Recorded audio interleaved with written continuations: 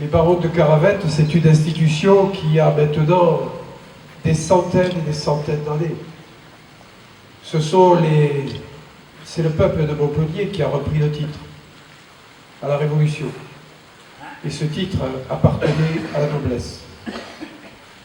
C'est pour cela que Montpellier est un peu une terre pas comme les autres.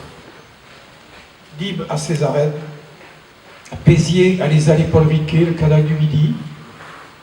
Et nous avons la seule tradition, comme le président l'a dit tout à l'heure, encore en exercice, cette petite tradition qu'est les barons de Caravette. C'est un petit îlot de culture singulière dans l'océan de la grande culture mondialisée. C'est ce qu'on appelle la tradition locale. Eh bien oui, il y a de la place pour la tradition locale, et il y a de la place aussi pour les grands festivals internationaux. Il faut savoir osciller de l'infiniment grand à l'infiniment petit, comme écrivait Pascal, et la vérité est nulle part, elle est entre les deux, de façon permanente. Ici, à Castries, dans ce château magnifique, le deuxième chapitre des intronisations va se dérouler. C'est l'occasion pour moi de remercier le consulat de la baronnie, son président, son premier consul, pour tout le travail qui est fait, de saluer les consuls, les barons qui sont là, les amis de la baronnie, toutes les confréries qui sont présentes en grand nombre aujourd'hui, et dont je n'oublie pas que je fus pendant 3 ans le président de l'Académie régionale des confréries du Languedoc-Roussillon. Là aussi, c'est pareil, combien ai-je entendu de critiques, mais ils sont là, ils sont présents le dimanche. Et ce travail-là, il mérite d'être salué. Au bout d'un moment, dans notre tête, il n'y a qu'une chose qui compte. Ce n'est pas les paroles, ce sont les actes, c'est-à-dire ce qui est réalisé, ce qui est fait, et la présence qui est accordée.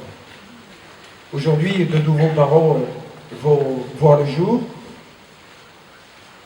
Mes 2 neveux, particulièrement mon fils, mais aussi la petite fille de Daniel, Jeanne, qui, je m'en souviens, a ouvert le grand défilé que nous avions fait pour inaugurer les costumes qui, à l'instar des consuls de Narbonne, que je salue, portent les mêmes couleurs.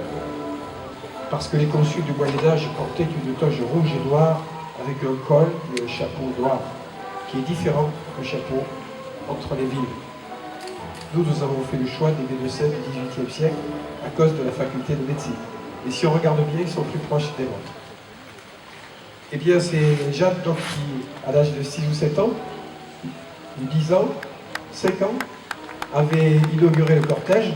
Je suis très heureux de la retrouver aujourd'hui, 11 ou 12 ans après, et pour être avec l'ensemble des nouveaux impétrants. Donc je souhaite à tous ceux qui nous rejoignent une longue vie de baron. Je ne doute pas qu'ils porteront haut les couleurs de Montpellier et les couleurs de tout le grand territoire de Montpellier. Ici, c'est le duc de Castres, ou Castries, et qu'on prononce Castres, qui possédait ces lieux. C'est le duc de Castres qui a racheté la charge de maire de Montpellier pour le père de Cambacérès. Parce que le père de Cambacérès luttait contre les déviations sauvages de l'eau pour arroser sans payer les grandes propriétés de la noblesse, ses propres cousins. Il est allé contre et il s'est fait dégager de sa charge.